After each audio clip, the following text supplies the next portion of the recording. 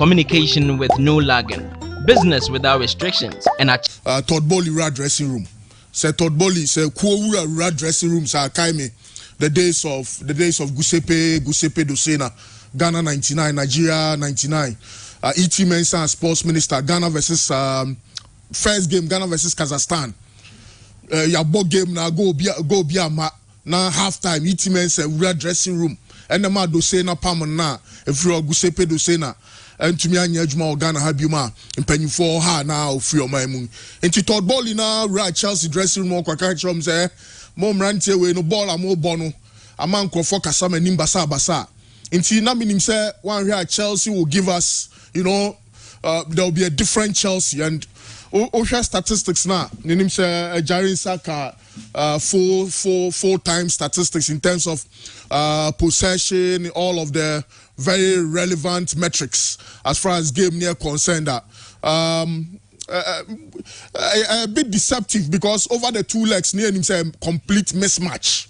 Bronica mismatch. Chese enya in Chelsea able to mean Real Madrid aboda, but football and these statistics are quite clear because I'm say.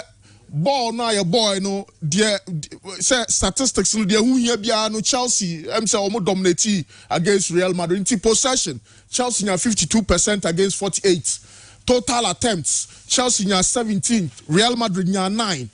In terms of attacks say all the ball no team no only ni see kind of more ashare no Chelsea na 68, Real Madrid na 30.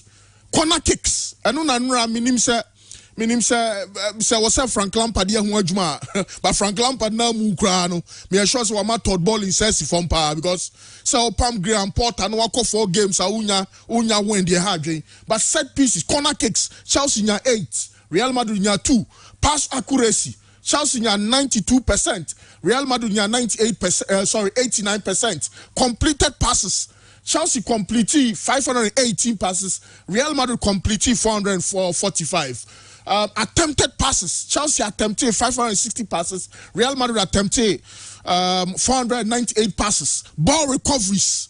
Chelsea J ball no free Real Madrid for us 37 times. Real Madrid 31. In fact, offsides na yepe distance covered. Say ball na ye bon America ekosu nyina no ye calculate obia no America. Chelsea call 114.7 kilometers. Real Madrid call 110.9 kilometers. Inti me sure say Frank Lampard their manager in say mutia Frank Lampard then no betumi aye but in all honesty I think say the senior Frank Lampard came after the game no say first 60 minutes no first half no crowd them say now Real Madrid adakakra apart from Luka Modric chance be or shot be or ball few Real Madrid base. I think it was a cross from Luka Modric to Vinicius and now maybe or the ball in the final but I think that Chelsea created some dangerous opportunities and now Real Madrid for no and you're sure of what they were doing but senior the BACD Chelsea for a home come way say Osha Mrantia share game nasia about 5 defenders. So those 5 defenders, Wesley Fofana, Thiago Silva, Reece James, Kukurea, and N'Golo Kante, Matteo Kovacic, Enzo Fernandez. N'Golo Kante, I'm saying no about 10, and I'll 8. I'm saying only Conor Gallagher, and all the Kai Havertz, Eddie Animu, into about 5 defenders, 5 midfielders with no striker. And Chelsea Mranten almost 30 years, almost 17 goals this season. Karim Benzema and Kwano, I'm saying 26 goals. Into Benzema and Kwano, goals. Scratch Mranten almost 30 Chelsea game. And of course, I think that the problem has always been this issue of finishing. But effort ne kakra, but some more demon kakra Chelsea for no ebetime Real Madrid a free Champions League nim and I'm saying the last 16 or so semi-finals of the Champions League no Real Madrid in Pempi last 4 there in fact in the last 5 or so Real Madrid have always been there last 4 or last 5 Real Madrid bear 4 times out of the last 5 and I'll share Rante be so more demo. Thibaut Courtois was amazing. Kukurea dear, say, Yabeka Kukurea, some Kukurea chance on ya, share the timing. Just a ball, your pong, Nisa, make a first half, your pong, and wing back to wing back. Rhys James to Kukurea, and Thibaut Courtois say, make his save no. N'Golo Kante nyane there, but I was so impressed with Adam Militao. Say Manchester City ne buying boy, you know. You can say you need to be a friend defensive team. So who defend there was a quick transition be a bit to me the amount of goals because the more you score, the better your chance of winning. And then any team so no attacking and because who should go no, who should go so now who concede. Into Real Madrid defenders no, Camavinga. Antonio Rudiger crowd no bamu half time. She Adam Militao, she goalkeeper Thibaut Courtois. In fact, I think this whole season the best game I'm share from Danny Carvajal. And the best game I'm share from Thibaut Courtois, Adam Militao, Bobon says Sergio Ramos. No share anymore. Oh Vinicius. In fact, Vinicius, Benzema, Luka Modric, no nya you know, high level performance. Debia isusu omo and Satumia Kano. But Vinicius, Benzema, Rodrigo. Now later on, Asensio num cry to me bum and make a difference. There's a balance in defense. There's a sharp attack, and there's so much quality. I was Real Madrid central midfield on. Inti, yabo first half of year 0-0. Yeah, second half last year. Chelsea 4 and not Chelsea 4. I'm saying N'Golo Kante. The whole season N'Golo Kante she go. The whole season. Into no many done so of course on your side chance first half and the second half chance na boy Adam Militao no. But say Chelsea per goals Asha. Say you Chelsea abakwasem. Yes, Frank Lampard no share goals from central midfield. But anya N'Golo Kante fan of free injury but the strikers kwan she go confidence what from and I say or the Mudrik ebe ball left wing back. Na Mudrik no so nya chance bia. Or the crowd don't hit a shot on target. No a bar for net in chain. Into Real Madrid are a better side. Share first goal no. Share first goal no crowd. Share send your first. Baby Kukurea. I didn't Kukurea. Oh yeah wing back. Ball no. Now a free left wing ho. And a bar Adam Militao. No wing back no kwa press Real Madrid 5 no. Into a choir coca muno na ka Trevor Chalobah against Rodrigo a choir da ono so no yanim de ba ni trim ono so yes ono so kwa slide and a ball no te fast one and it was na Real Madrid yanim say Real Madrid the transition bia 12 seconds into 12 seconds now was say Real Madrid drew opposition box nim and Rodrigo the rap box nim and he said yeah first goal ni si baye it was poor defending. Second goal, the answer this about computer game and son what me about. Sa what me share second goal no. Make Real Madrid for second goal no. 30 passes. Shesania Valverde. Opinion I am make Thiago Silva. 38 years. Oyi ball no free ni na no kakra bi na opinion no at the form.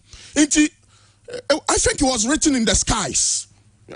Chelsea acquire I think 540 minutes of football with just one goal. Into over the 2 legs, and now they are Chelsea to Michel goal. And over the 2 legs, Chelsea conceded 4. Into there's a problem with defending, there's a problem with attack. I know Manu yet to say, you know, the Chelsea we've known over the last 20 years, but tell them big you know, and you know but sir Real Madrid and Chelsea, Baba boy, not Chelsea supporters, no GDS, BB from Kubet to me.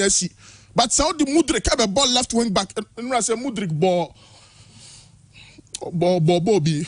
What time be a demand? Samba wa mi be a penalty box nim. Utum said no kweni. Chelsea don't season up and yet. And me assure say Munya beja to say yeah shed the next season no a bit to media amount. But a sounds a testimony to how solid this Real Madrid team is. Very solid. Federico Valverde, Rodrigo, Camavinga, movement, intelligence, ball, nankasana, drino, Drubabina, Real Madrid, or this Ceballos, ne, Aurelio Tchouameni, nom, and Marco Asensio, Bemukra, the not just a Chelsea for 9 cabo, no. But you can put a spin on it. Say England for no and Real Ferdinand nominate nominate Frank Lampard nominate to me like Chelsea in your possession. Chelsea cover distance. Yes, this is the Chelsea we want to see. But I am far from being a side a bit to me Real Madrid the film. I'm saying over the 2 legs, no, you do come on, say 90 minutes me know I ball back or Bernabeu ball back or Stamford Bridge, no. Na Real Madrid sefata say no kremunye obetumi akon animend. Where the chairman there's Brun say no ambiguity. Anya dia yebetumi abobo hu acha yentumi nya argument bia se ball no kra na ye to aso ball se be sa ball third leg kra na ye be ball no neutral venue a ebiom Chelsea into me share Real Madrid be sa hye ne biom. Nti that's the situation at Chelsea wom. Yan share the nyame aduma next season. Chelsea situation there. Christian, German. Again, Chelsea failed to score. Even you said they can't win, but at least to score at home. But Chelsea. Nanukra unya ubenya jidi ni sa jidi ne free himfa. Say Chelsea beat me go. We ha baby a go ni be free aba. Enra game no the last 2 winners of the Champions League. Teams in a ball nra no. Omumienu na Champions League the last 2 the last 2 Champions League na yabo no. Omumienu na aji. But enra ball ni me the gulf of difference between the two. Chairman, Todd Bolly befu, but on timi nyini hu free blame muda. Baby a Chelsea abedru no. The results of some of his decision what me ateki. Season we Chelsea abrepa from the sale of the team, Roman Abramovich quickly next year turn Chelsea, near turn Chelsea, Pape Be abato Chelsea, and money mu ya we are new in the system. Omo ya run na omunim system no. You just let them go. No more call. Then you what the odin krofufu fraba. You get to a point to cry there. Not transfer. On one kasa ne di anymore. Auto players de ba. Na chairman ye ka say season way Chelsea eto 17 new players. O the Chelsea first team squad tunsania. Chelsea ekra 31 first team squad. There we hold my Chelsea ni say Saudi Baba Rahman can Chelsea players ho a Chelsea SA was 7 players almost call loan. The Kasa Sisi and Senyami Adma, sa players including Lukaku. Ye season they are coming back to Chelsea. Chelsea will bear 38 players here. Next season they will need to deal with. So the first is how do you prune down the squad next season? This is symbiotic the chairman were part of the problem at Chelsea and so FAC. Apart from so 17 new players, chairman, Yansha Osaki coaches. So Osaki coach Biana, the new one now Bebano, and vindicated the entire Saki the previous one.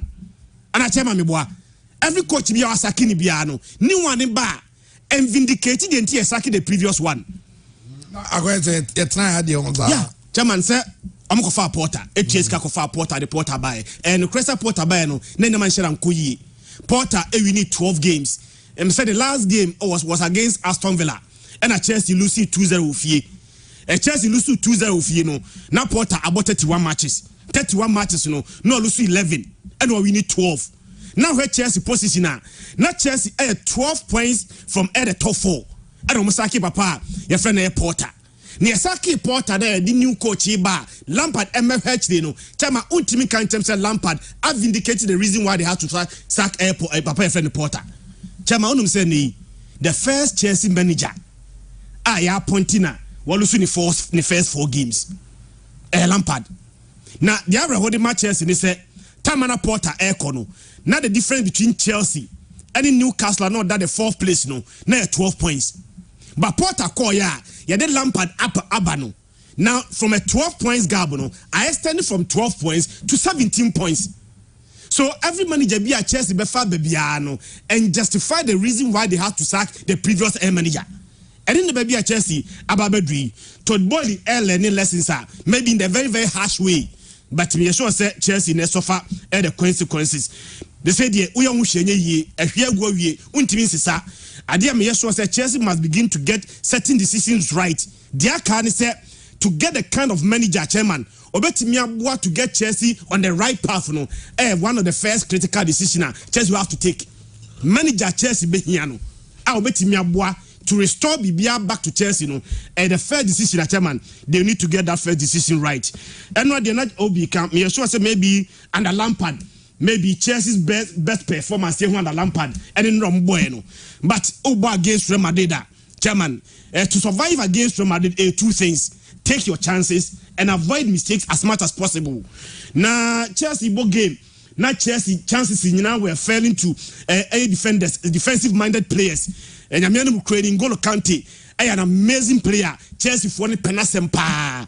But first leg was a 2-0 down. Second leg, the here, one goal. Sa one goal ni bapa. Chama unya di debe sa at least wait me bibi. Sa chance na N'Golo Kante bottle three and die. Chelsea for the channel.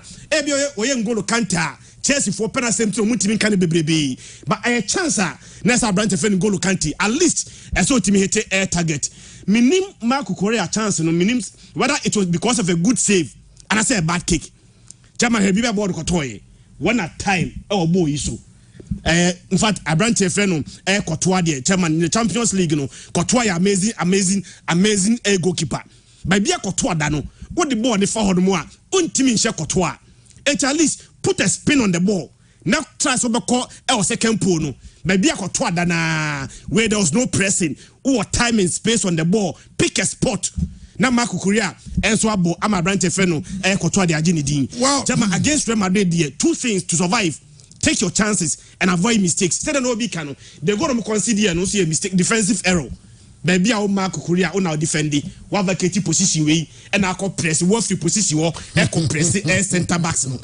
Almost who's a space in the hormone. Your bobble to it, Yana, Trevor Chaluba, Dina Hoka Cray. All right, no one saying, your man didn't fire and call.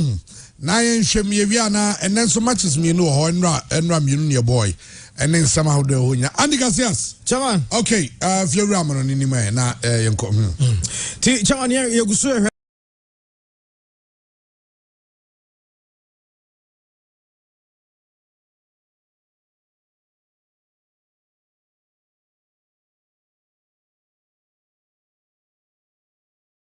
AC Milan team na tem no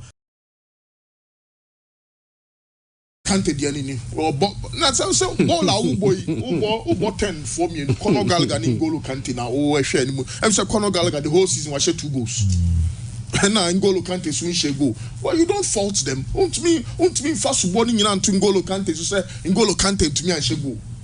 Na João Felix no me Kai Havertz no mu jani mo no so mo ye dey. So Thibaut Courtois there. The reason why Real Madrid are a solid unit defensively, and the entire Vinicius, ni Benzema, no munya GDS, on bet me don't pay biya any more no. Jumedia Thibaut Courtois, AD. So two sides of the coin. From the Real Madrid perspective, an amazing save from a well-established goalkeeper, and from the Chelsea perspective, a big mess for a player who be a susu Uncle share go away pa dianka. Ne jumadie ne nsam keka na nsam wa koso efa ko no Marco Correa hu Chelsea nyina no anko asan Brony be say rewritten the whole story, but or miss opportunity and is unfortunate. Now young to and I heard the other stories, but I don't know open friend said Didier Drogba. Now Drogba so he gave me as a Chelsea legend, but you real jumadie nyina no Didier Drogba babontin say ko ntimi recognizing the Chelsea. Say ni Chelsea or nim Chelsea or Bobby and then the Chelsea or support and DJ Drogba didn't or say I no longer recognize my club. Say Chelsea born or move on a hard, but not move about Chelsea lineup of the boy and Frank Lampard after the game or move about the lineup because I think say an hour before lineup and I said before kick off a lineup nearby no not Chelsea supporters ni na we do na or more comment about Frank Lampard ne lineup e Drogba bi kra no okọ Twitter not Lampard out air trendy number 1 e wo wiase nyina but Christian Obi ye we game no Lampard say for the first 60 minutes of the game obi abehu de nti o choose sa lineup no or say the first 60 minutes of the game no obi abeti ase de nti a o choose sa lineup o choose here no and the basic thing and he said we first leg you 2-0 down beboa we 2-0 down from the first leg. Second leg no you need goals to qualify ni nyina so be goals no qualify so then will be can every available statistics be a Chelsea the lead but the most important of all the statistics no goals And surprisingly, Dr. Safoye Kase as a Chelsea a 6-1 as a Ubia Betemo Bebre Untimin goose. Benra Chelsea had decent chances. The Mama Chelsea for no ever who be your Yakesi and he said, and they had decent chances. And go to country the Indian Amiano Ukraine where you play when you go to you but says a chance weighing virtually you are no press will be on tackle.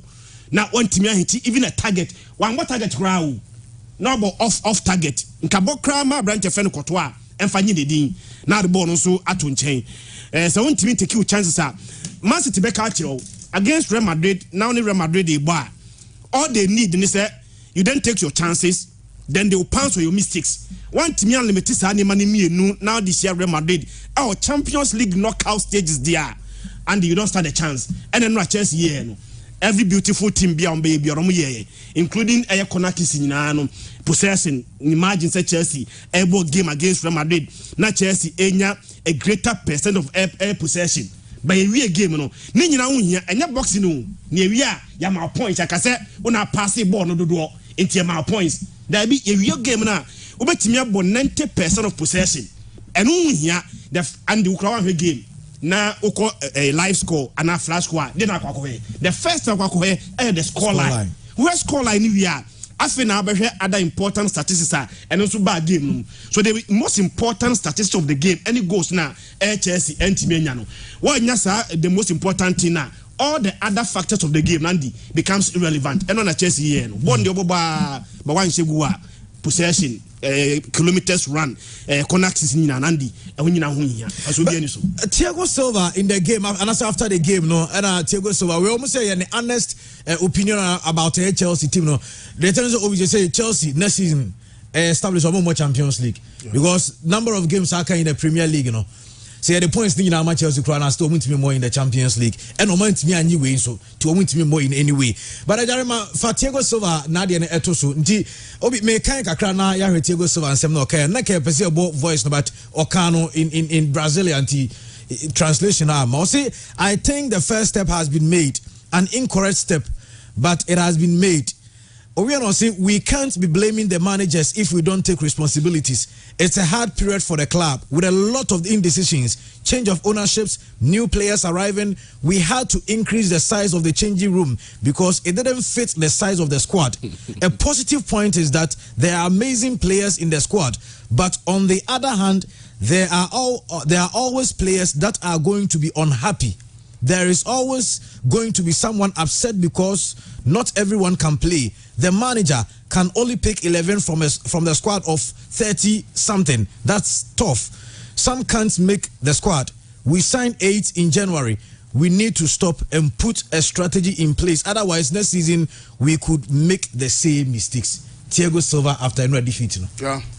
I'm saying you can't play about most experience our squad way more. I'm saying Thiago Silva ranking as number 1 and very honest. And I come out dia obia ya we nya fe na me sabe repeat me who was ansem we who players or motor third ball in am also sporting director then Thomas Tuchel or Palmer no Graham Potter by Frank Lampard wa ba team ni mu akọ Everton ya Palmer no asan akọ Fanaba fe players or mobile and players na wo no 32 or so players no bia person obo obia susu se wo so starting enti no kura ni Frank Lampard adwuma no den kakra and the season is over.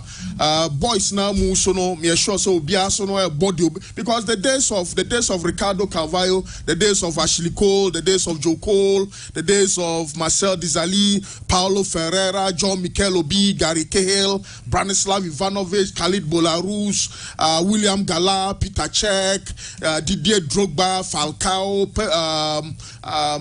Kezman, Good Johnson, Ian Robin, Defoe, Damien Defoe, which other player again? Bodino players, Ricardo Carvalho, John Terry, Lampard, Claude Makalele, Torres, Samuel Eto'o, Dembaba. when we are players, I and him say, coaches, but boys now move so to me, yeah, be from come on, so look, we have to defend them. And besides, what Chelsea will come out. So, Omobo Brighton for Bono Pie, well, I think said the last 30 minutes or so, Omobo Brighton Bono be, and the first 60 minutes, Omobo, because we share Chelsea boys now, also, Siana, Uyo Biana, play Biani, what Chelsea wanna, Rhys James, Marcus Rhys James, fantastic player. Thiago Silva, Obiabe Nyan won the team. Which play again? Kukurie.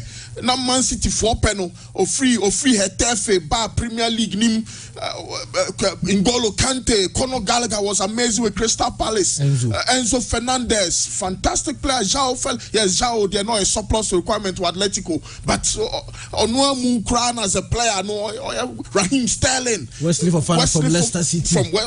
I mean, you boys nisi on now come bomb no moon to me jumans, you know, sanya say obiasha and musombeya. No problem kakao.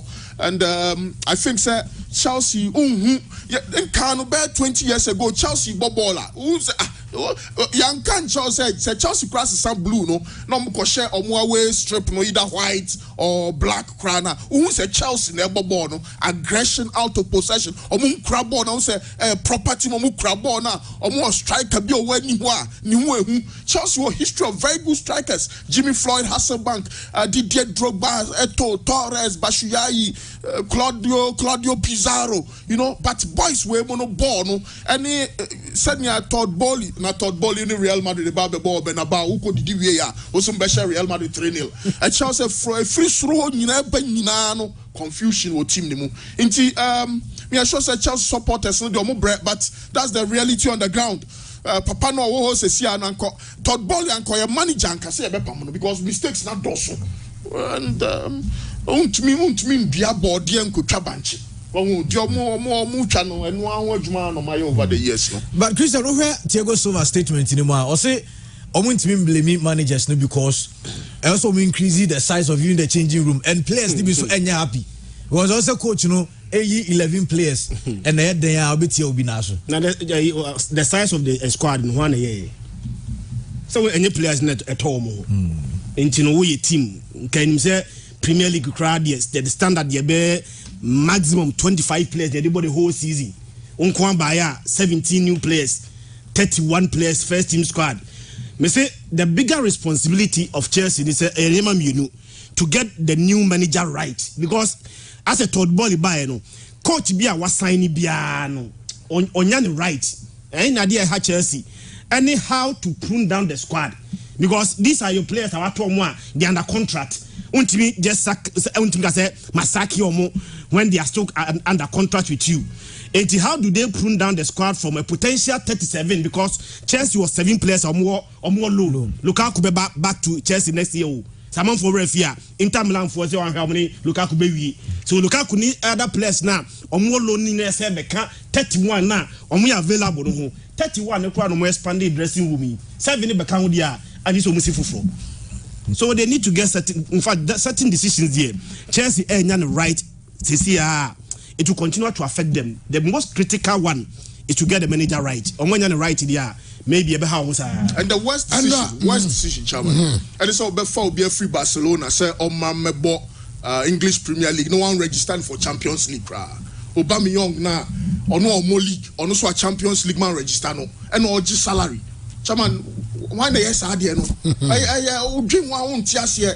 So when it does so say Kai Havertz or attacking midfielder Raheem Sterling and winger João Felix here number 10 now a proper number 90 or now money more Premier League crowd money more. Who took that decision not to register Aubameyang in the Champions League? No crano. I idea back when I was almost saying because it does not make sense. It was at a certain point not Chelsea or Daniel Sturridge as a striker. Daniel Sturridge, no Chelsea for striker. No more Good Johnson. No more, you know, no Aubameyang go now one register it here. Now can register Badiashile near Wesley Fofana. Then because balance thing here. And now we share Chelsea team now 5 defenders, 5 midfielders. Also was all ticker. Now say after 60 minutes they will be able to no, but it does not make sense in the sense look 2-0 down was out tipa. Nti nipa na o hwa ni mu so obehye goals no yen N'Golo Kante, Conor Gallagher and Kai Havertz. So how do you score against a Real Madrid team? Real Madrid. How we cry come we cry was say giant in Chelsea cry where they watch Real Madrid. Cry high who team.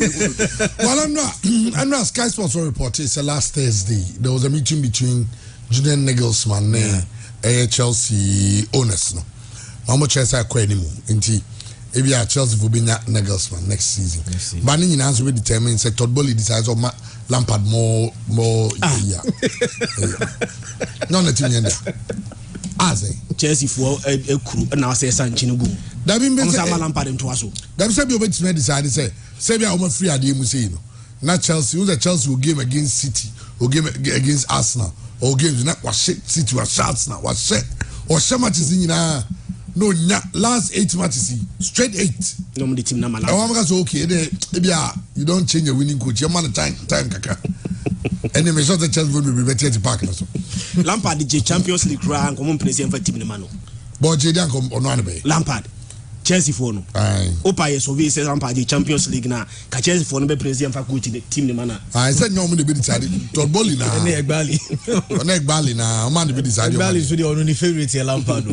Chelsea na omo hia coach a eno Joe Cole can say be about I was say Carlo or Carlo the back Carlo dem say Bedin Joachim Low ya omo hia coach oye panyin on obetumi eno crab Branton bebre wo mani nje Mudrik he say wo hwa ne re to me won ho sa anya coach panyin coach sign winner coach omo huna or he symbolizes something oye panyin a wa achieve bibi ntina bo Joachim Low omo huna respect kakra wom won It's your bet me Mudrik a din komo and no who's because Mudrik baby or no free by on your man about 3 there again Brazil former coach Tite honestly available me prefer Antonio Conte because Antonio Conte boys no really motivated that is the situation at Chelsea omo moti say Chelsea I said Dina nakata omo so and I have to top players na gum and you say who say Chelsea a 3-back team so a 4-back Tina Droba so recognizing Chelsea. No, you can't recognize Chelsea. You want to me recognize Chelsea, especially a name on a blank, no. Because Chelsea, the name Chelsea, no, or more striker Bakubi. Just the Biani who, or more midfielder Bakubi, the Biani who, or more defender Bia, the Biani who. That's a sia no moya. The moya on the lifetime say, Omuboni said, yeah, next season. Grandpa, Papa no, ball your register Chelsea futsal. I'm born with them. Walk a bubble with them. Okay, young the other game and so it's me cause. But Chairman, importance here very sad way because after yes, say Omuya draw no. And Stefano Pioli, manager Edema AC Milan, never make his statement. When Chairman, name some opinion because Napoli is strong. They are dominating the league, but Champions League is the Champions League, and Milan is Milan. Where about a month ago, after UEFA Champions League draw, and Stefano Pioli, a babon now Becas and after some draw, Napoli and Obieka say, hey, Napoli for woman, even in the Champions League, boy Napoli for boy, better than AC Milan at me, hey, Napoli at your Mofrimo. But then ye reach Medianino, not AC Milan for any the needed qualification 2-1 on aggregate, almost winning at home 1-0 then Romsako board draw, Ewa Diego Armando Maradona Stadium 1-1. Now, AC Milan for arrival, Maradona Stadium, where time I know more bus no air battle. Said the Napoli supporters, a good man is £60,000 every week. Now, what you be Ellen Brad Halad, Aquaco Jesus, Canon, Sa contract never some Madrid.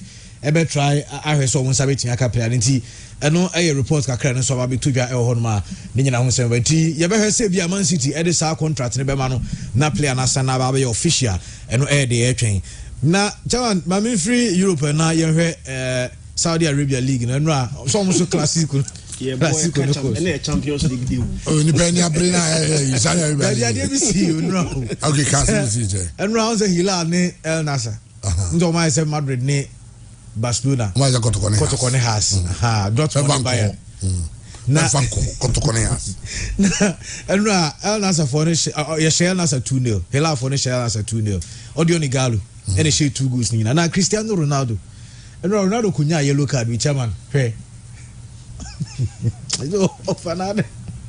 Offer no fruit, yes, and Michael Oliver the D. Michael Oliver the D. It's a channel we also highlighted. Say, almost the English Premier League referees. Yeah. And a bit D almost classical.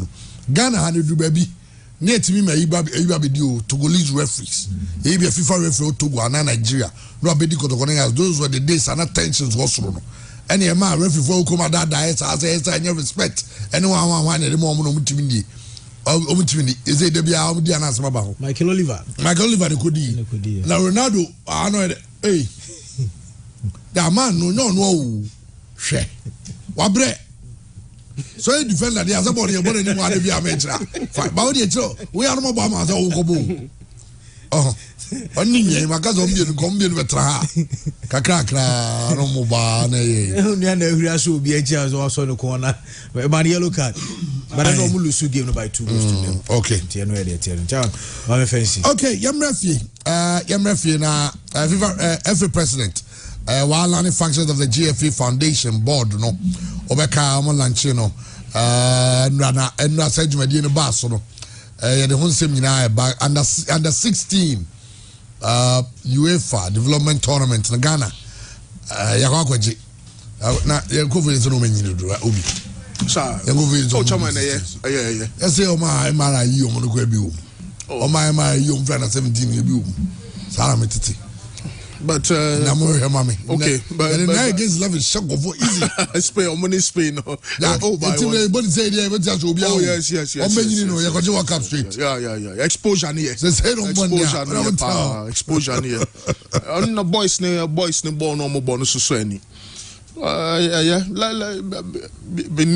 But nkwala omi hu nkwala pa nkwala na mi hu omo menya sure say chairman does an issue of overage. But I was say I appreciate the FA. Nukremu at least so mo bie kwan bi say man nkwala no sa dia not just players nkwa coaching staff no so na ball mo because usua nioma kakra free bebesua nioma free Serbia for bebesua nioma free Switzerland for bebesua nioma free Spain for mo build some links ne rapport kakra me sure say Serbia so there agents go up make a football agents inti me sure say almost so per kwan be him mrantie no na mofra no amogide say maybe in the next week or two ebenya 1 or 2 or 3 clubs be interested in some of our superstars. Better than none. Sanko muti omema no muti pram omuye training na ye hu bebi omude omu training na eko. So bibi say no eboama football na nkasa to me konanim. Okay. Chairman under 17 they say we dey hu bebrebe. But a critical challenge is say development. The next 10 years one has Spain for na no boy share omo no. Even the intimate omo. And one highest I be under 17 na ube under 17 after 5 years team na yeshe no inside place na yeshe omo now mu place no be progress abegidin chairman me kai the year be near under 17 on Nigeria na some say na ikakase anu nyina ada Spain me boa but level of his painful place no be rise be dru ye na he place na ye so ye place no rise be dru ye so winning 8 titles at this stage there under 17 ne Ghana dey said that major problem. But the bigger challenge is progression, development. Where are we expecting to see these players the next 5 years? The next 5 years, and then footballers now, mobile national teams, over here now ages, 23, 22, 23, 24, and about the senior national team. So we are 17 years there. Then you'll expect that the next 5 years, next our player now progress here, develop here. About the main national team. So the bigger challenge to the FA is, of course, the exposure given to the boys, nice, dear. But where are we expecting to see these boys in the next 5 years? One share the next 5 years in Rano. Not teams near Queen, a question of Munino, players not progressing, and developer be saying place no. And then play back one, Nasami Miaye, Tuku. Amazing under 17 footballer. Numano Tuku sa, and then wanted to Kunkabim. Players not to Kuno Boyeno, and then be Brassan to Kuhu, more higher football than Tuku. So, the exposure but SF in a nice programmer. How do we develop these players? How do you see their progression? How do we make sure say the next 5 years, NASA players say I am matured enough say at least yenye omu nyina ensi da say national team under 17 ebeko a tournament now the next 5 years was say nyasa players nyina so mo develop about the highest level ensi da but at least ebenya 1 or 2 be 3 4 be o mo a yemu say develop sa players we are the next 5 years ebia ye ka the main national team Black Stars are now these players are part of it. That's a critical challenge for them at the moment. What did the chairman? What do you want to do? Okay, GFA Foundation, GFA President, Ninsama Oka Edifahu. We launch what we call GFA Foundation. We all know that the Football Association is the governing body of football in our country. The GFA obviously is responsible for overseeing, promoting, and developing Ghanaian football at all levels, from the grassroots where he came from through to the professional game and to international competition where he ended. The Football Association over the years have indeed undertaken numerous charitable activities such as donations to orphanages, support to vulnerable people, underprivileged people, needy individuals, groups, and organizations in communities both in Ghana and perhaps beyond. The Ghana Football Association, through its football products, have also been promoting various well-meaning and social marketing campaigns such as UNICEF Mother to Child HIV/AIDS campaign, and not too long ago, the Protect the Goal campaign in partnership with like-minded organizations like I said, like UNICEF, the Confederation of African Football, the Ministry of Health, the Malaria Control Program, Johns Hopkins University, the National Road Safety Authority, just to mention a few. At the Ghana Football Association, we believe that football should be used as a powerful tool for development. Where Summer FA President Ade Chujana on FA, the foundation, the GFA Foundation will be looking at community development, and here the focus will be on health and education. We will also be looking at providing assistance to underprivileged people and groups, and here we'll be looking at donations to orphanages and groups. Reduce, reuse, and recycle initiatives, educate stakeholders of the game on hooliganism, fair play, and integrity, and most importantly, support for welfare of footballers and football officials. Well, I know if you know, I know I'm the Ababon, but I say, Obi, every now outlining more projects on my year with respect to the RFAs. Any whole answers. I did you better so. Now, yeah, share. Jumedia Fidesz Omudi for RFA. Some of the regional football development initiatives are. The GFA has led the way in strengthening football. Blah blah blah. Okay. Eti almost come about after a nice expose. You know, nyoma course ne every way they say. I go be saying go say. You, Obi. I say. Yeah, and of course, rightly so, they have to project it. Absolutely, Chairman. Because there's about political. Political. Young summary, now you share below the summary of all interventions. Okay, policies are almost on my, I'm going to introduce you, catch them young referee policy. I want the 10 regions, no? Innovative game centers in all 10 regions, synchronization of regional leagues in 10 regions, introduce the under-17 champions. Okay. And I'm going to secure 1 million sponsorship for juvenile football. And then your achievements are, I'm going to say, the next one, funding. I'm going to talk about the referees, RFE. I'm going to say, each RFE assessed 11,000 each from the newly established central fund. If I don't come to the level of COVID relief fund, scared by monthly subventions, some of them are RFAs. In fact, what the FA is saying is that in their time, in this FA's time, obviously the RFAs are well funded. Regional football associations, almost funding, almost better. On referees, okay. Training fully paid fall by the FA. Omo about training for scouts, integrity training workshops, and the and omo the IFA chairman in World Cup. And then is it really go? Okay. Anyway, it's also fully sponsored trips of 10 IFA chairmen to the World Cup Qatar 2022. In fact, they are more interested in your training funding because it looks like under 17 third division second division about original levels or funding but any policies are the about bontini bi no see we mu nyina no at the level of the regional football associations and no any media so AD. Okay, yanko anime na yamra okay Henry Santichum akasa dia fa coach friend Chris Hutton na Chris Hutton the one sensam no Henry Chemu di entia Chris Hutton.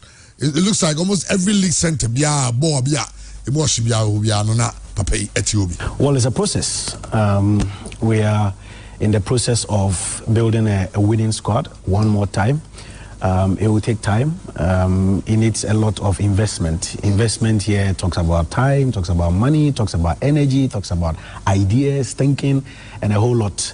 And so, yes, one of the things we discussed with Chris was to make good use of the opportunity anytime he finds himself here. He is somebody who loves the game and always want to get closer to the action. And so, yes, he watched, I think, good Olympics, Bechem United at the Accra Sports Stadium. Then he went to Dawu to watch Dreams FC Legon Cities in the FA Cup. He's been to Tamale to watch RTU in Swatriman as well. He was in Kumasi when Kotoko played against Kim Faisal, in Kumasi. So he's watched a number of games. The first thing is that he is impressed about the quality and the standard, even though he has a few concerns that he has also shared with the technical directorate of the FA. Automatically will be passed on to the executive council and the leadership for them to look into it. But yes, Chris is the coach of the Black Stars, but he has other responsibilities, advice, guidance, what have you, to the other national teams. So, I mean, watching the games gives him that opportunity to also recommend players who fall, within the age competitions, U23, U20, U17, who are still playing in the Black Stars, and those he thinks also qualified to play in the Black Stars will be given a fair opportunity. So it's part of the process, the long-term, mid to long-term process of incorporating everyone, giving everybody the opportunity to have a fair share of what he's been. Okay, and watch the rationale behind Chris Hutton visits to the various league centers. I know, and Henry Santichum as a chimno. Well, Obi, in your work, friend Justice Kofi Sabin. Or US, okay. Or some fashion in the okay. Or OTA, in fact, or Rachel, no, Cecilia make us say it's young Twasso. Now, coaching, I did about quite a count once some Ghana has say how a Quaben ever so able to improve coaching. Now, when a coach, best one could be Mensa. Now, some more can say, or say Ghana structures never hano. I didn't saw your coach. Over succeeding. Seriously, it has been very difficult along the line because, as you know, the structures here with football is not that very good. So if you're a coach, you have to struggle all day. But you have been managing, so I think the DPL also has given us a very good platform also to learn and develop as well. It's a coaching at the Ghana for you. In fact, I'm saying the last time I could Freddie Grabber, how can I say? Nyama bakwa Ghana league no lucky apart from pitches ne so dem also coaching level no so e cost a boy league no pa yi na ne sam no dia kan dia be wi a ye de hon sam so be but you go Prince of Goals Prince Adupoku na Prince Adupoku asmo kan say o say never hwe go team na o say who big and experienced player dia in the squad no na e leadership me back to connect with the brow performance or Emmanuel Ampia Franka Manquamo me be who almost share here senior player or point me more crampo at that time now or never be a bit share I know you didn't play players and buy and now player now no abano ohun do be di ante sa e ye poto kana mpese mebo yo de ball na o bono won dile mo niro kra please e so timi bodi baby obi abe won sa won so ya nti wo adwuma da wani ma wo se wo ba de na ye se bi oba kwa wo mehu no obi a ndi wa hu obi a ni wa o se no nti kakra na o bono na agye ne se o ya de di wa na obeka wa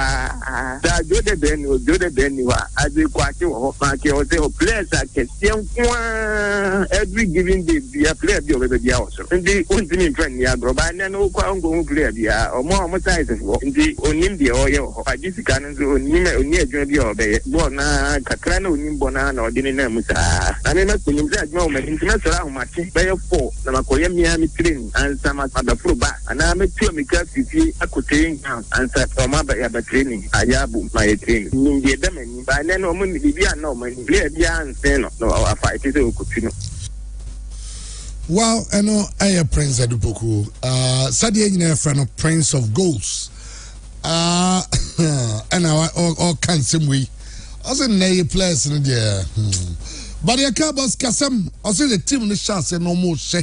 That is also ya Kodoko fans scan beba. Bozene ba ko bozene no bozene en sande de buru sa nyina ho. Ball now be ball no ene di kan beba. Se wo ball no ya, o sikan kan, o tino ball no ya. Ball now ball no kan beba. E tini ko ball match bi na obi atino se match se ni sika dia kan na obi aba no obi ball na mo ball no de. Me nya se obi a de sika beba de rem temo meje dabi. O ball no ya ball na di sika no beba. Ene ya ball no ni sika no de se den ya se e ya dia. 10 months when you cry beba. E kan o mo de beba. But uboni ya de chia ubenya sika nkiti bi wo ho a ubetim de no aye de opeto ye bi ama sa sika na da wa man ti ye tanyina na ho but ball na abebo ni ye no eno na betan ko pa sa sika na ba ball na di sika na ba ndi ze wa mo ball na on le de na ubenya da o yes a ate ye di sika na be ma wa nko training wa nya sika na be ube de na wa ball no ti sa ta mo kana je adwuma ni nyina bo so e se ube break ba ball ntimi mo but u de ko training ye obi bia na ta ma sika na be bia no twen sika no adwuma wo so be ye nti bo na twen sika de den aye sika beba.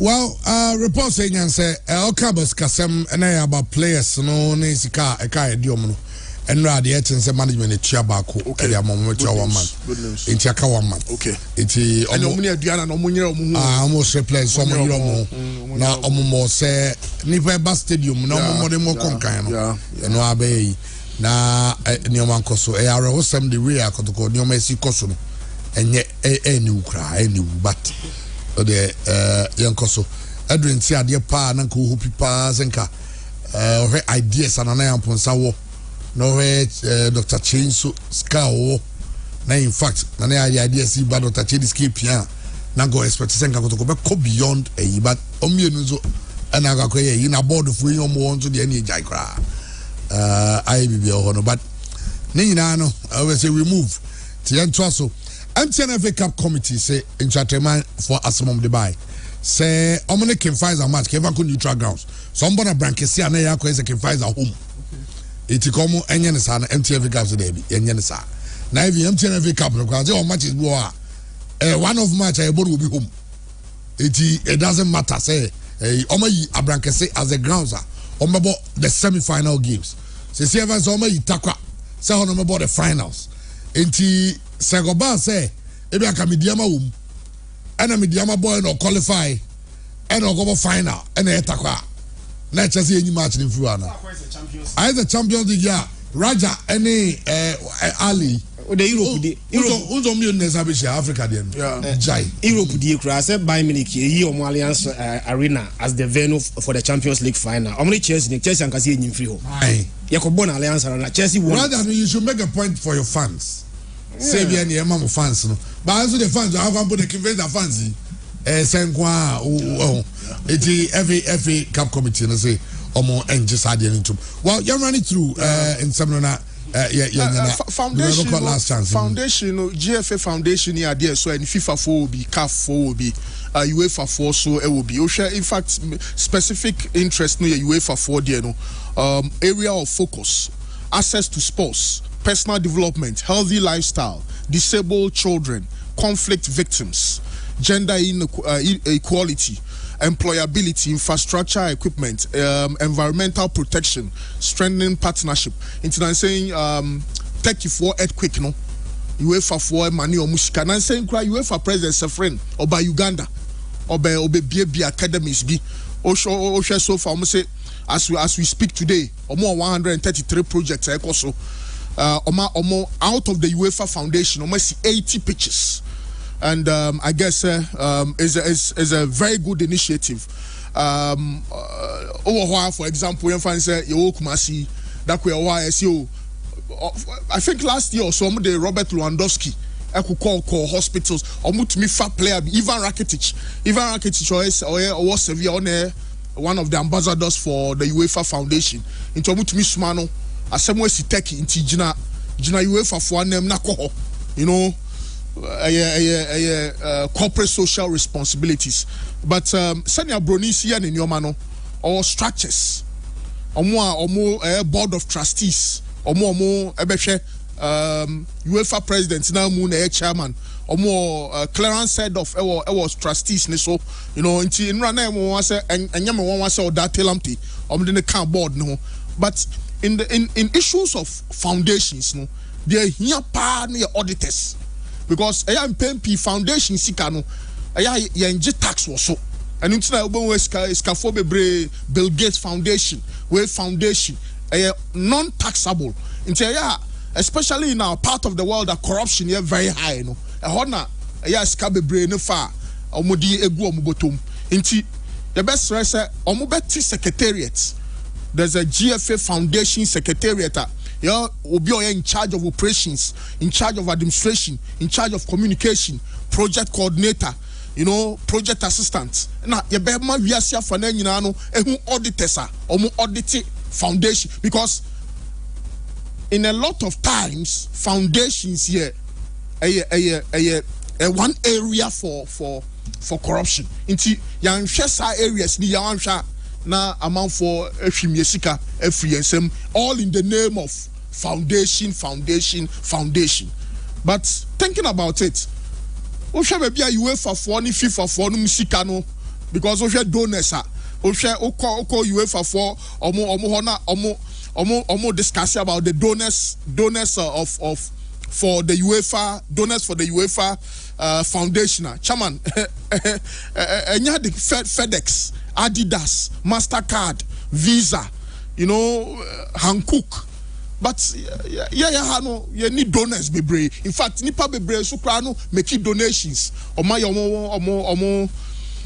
So in this case, the players some donations where they can channel it to to the FA Foundation. GFA Foundation. Yes, to the GFA Foundation. Now FA no man no much me I donations no. But my worry is, does this FA have that much money? Because priorities. Yes, who be here so be adoye. But on share brekum pitchy, baby akotko brekum Chelsea ko boy. Now share dream sexy for pitch omo issue. Now share send your clubs no one here more. Then I really don't know the essence of this sort of foundation. Unless UEFA no FIFA no almost sponsors no music sam no nya problem. Yeah, no, I want to the doors. Inti Saudi sika kwa kwache ukwakoye borehole, ukwakoye donation, our hospitals be not members of the association are really not fit. It's a bit of a problem, but well, I'm saying they want to go the foreign way. Senya obia ye no musu pese omo ye bi. But mesres anko mu we fie won problems wo fie no doso. So be kwakoye sa adoye ni sa nyoma no. And na so mo be so mo nya ambassadors. Maybe no maybe yes. Or that or a member of the board and or an ambassador. There's a difference between the board of trustee member and ambassadors. So ni na ye auditors on be audit accounts no because so buying to mean tax in free more a money laundering in paying PFA. Until we applaud them. But yakoya before idea. Me share Chama who announce latest video be now investigations no gold mafia no. Yeah, announce. Al Jazeera for ne. So announce na yemomo. There be announce na yemomo. Ma share announce interview Al Jazeera. Oh, he took responsibilities on the Oh, okay. Yeah, Nas na yes our gold mafia. Yeah, is it this kind of 20 million? Yeah, ma Brunino 5 million. Yep, your man a contract of 100 million. Aban say oh, you see dying 100 million. There's the 80 million contracts na kasa na 20 politician na for 15. Na was he an Indian guy no? No, no for 5. For 5. No. $5 million wo. Wafa. Into politicians no, according to this guy, I think it's very normal. Bebre na no omo properties no, omo capital investments na ni omo dimu. E was sa papa we dimu. So there's a lot of way for corruption, and that's why I have a problem. And the FA should look smart about that. Coach Chris Hilton, chama $30,000 there. Who Juma was all you know? That is Kabia Masajai. $30,000 yes, Kabia. Yes, Obu Hanis Kabia man. Chama $30,000 and yes, ka. I'm Mandy Pana with the Chanakati.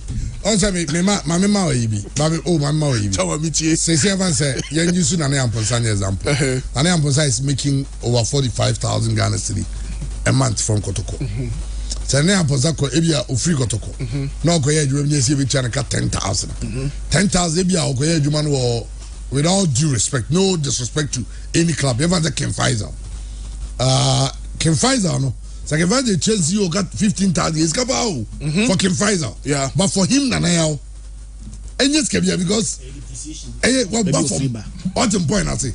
So I'm saying that you're looking at somebody who was probably working for Brighton, maybe or 100,000 a month. What I say? Now the neighbor, it's 30,000 a year, yeah, handy super, but yes, you have 30,000 super. Yes, Kaketwa, and I make 358,000 Ghana cedis. 3.5 billion. Bosomi, Chris Hilton, with all due respect, Chairman, my Bembium. Club Bembium. I was so funny. I don't care my jet to say, of course, Chairman. But the Americans don't come in this caviar. Oh, but for Chris Hilton, there is this caviar. Chairman, on Kotamale. People, when they get the job, they take up the job. But he's earning, he's earning that much money he has to work for. Now, you know, this is 65. Avram Grant not just 65,000. As one confident to be other. That's Avram Grant situation. No, Omo ane ya omo ho sa na Avram Grant am for buama ye.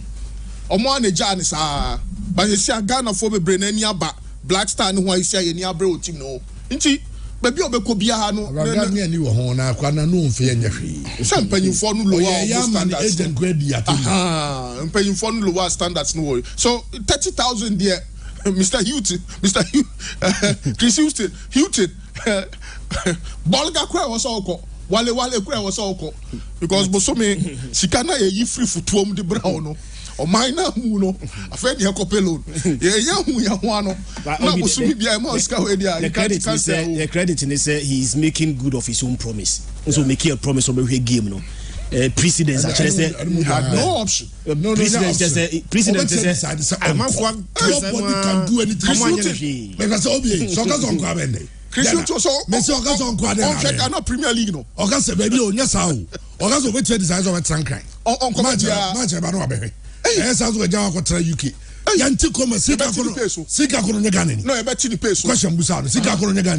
Okay, Premier League matches. Oh, so no na sam nko. That's some nyanko. Chris Hilton there. Na sam nya na sam. For Ghana Premier League e beti the pace. Timi nya no hu.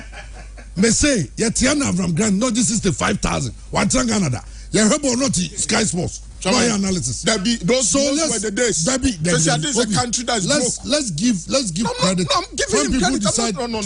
No, I'm not saying I'm giving him all the credit. But he's earning enough. He's earning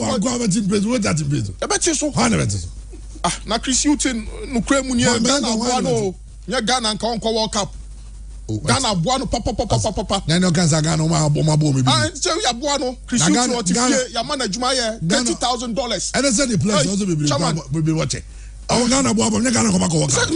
Chris Hilton ya Ghana ni o chama so nya Ghana ni. Obo Ireland ni ya buano $30,000. Buso me. Oso nko he Shatrama match. Hwe. Division 2